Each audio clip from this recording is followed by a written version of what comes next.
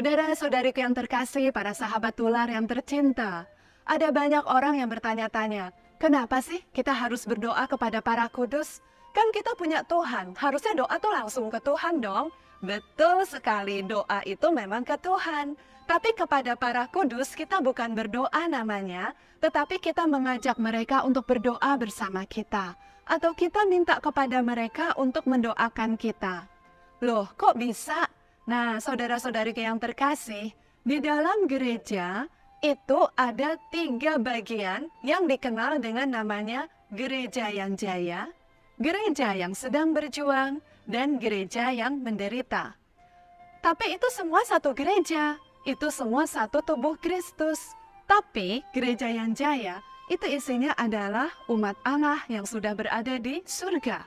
Sementara gereja yang berjuang isinya adalah umat Allah yang sekarang sedang berjuang di dunia, yaitu seperti Anda dan saya. Lalu gereja yang menderita itu adalah umat Allah yang sedang dimurnikan di dalam api pemurnian atau di purgatorium. Tapi kita semua 3 bagian ini satu tubuh Kristus, satu gereja. Dan kepalanya satu, kepalanya sama, yaitu Yesus Kristus. Nah, karena itu saudara-saudariku yang terkasih, sebagai satu tubuh, kita ini saling mendukung, saling melengkapi, juga termasuk saling mendoakan.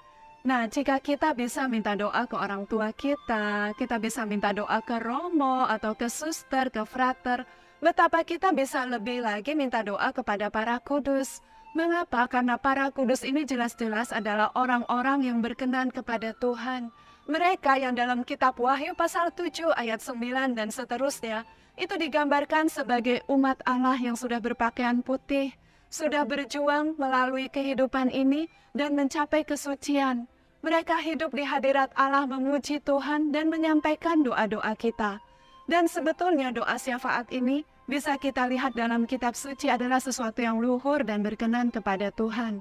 Bukankah Abraham itu juga mendoakan orang-orang yang berdosa sehingga akhirnya Tuhan mengabulkan doa-doa dari Abraham itu? Itu adalah teladan doa syafaat. Jadi saudara-saudariku, mendoakan orang lain, mendoakan saudara-saudari kita, itu adalah sesuatu yang sangat luhur. Selain itu, para kudus juga adalah para saudara dan saudari kita yang telah melewati perjuangan di dunia ini dan mencapai kesucian di surga. Kemudian mereka menunjukkan jalannya kepada kita lewat tulisan-tulisannya, misalnya para pujangga gereja.